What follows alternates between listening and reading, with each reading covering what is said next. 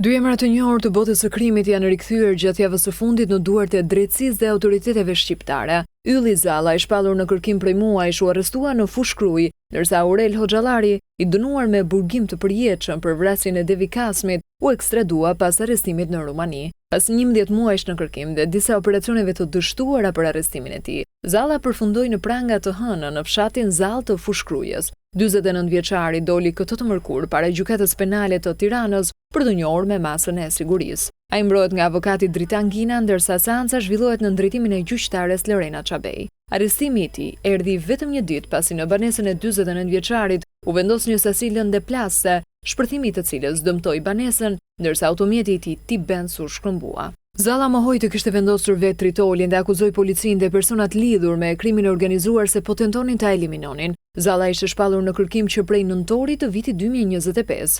Emri i tij u përmend fillimisht në lidhje me hetimet për atentatin e Rinasit, ku u vran Gilman Dodani dhe Muçi Shaljani. Megjithatë, hetimet dhe ekspertizat e mëvonshme nuk e lidhen atë me këtë ngjarje dhe zyrtarisht policia e shtetit në njoftimin për arrestimin e akuzon për armbajtje pa leje. Në shkurt të këtij viti në banesën e Zallës u gjet një tjetër arsenal armësh.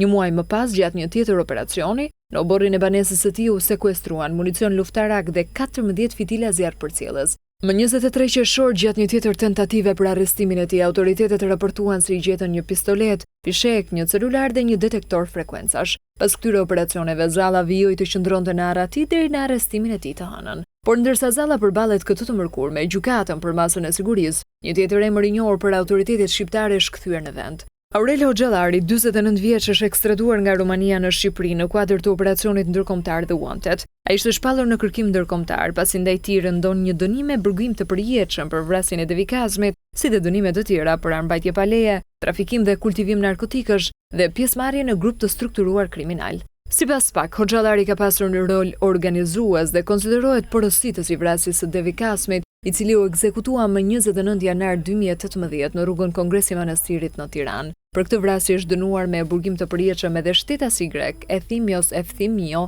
i akuzuar si ekzekutori me pagesë. Përveç vrasjes së Kasmit, Hoxhallari është dënuar edhe për një sër veprash të tjera penale, përfshirë armbajtje dhe prodhim i palishëm i armëve, si dhe vepra që lidhen me narkotikët dhe grupin e strukturuar kriminal. Në kuadër të hetimeve, autoritetet shqiptare kanë vendosur edhe sekuestro mbi pasuritë lidhura me Hoxhallarin dhe persona të afërt me të, përfshirë banesa dhe magazina në disa zona të Tiranës.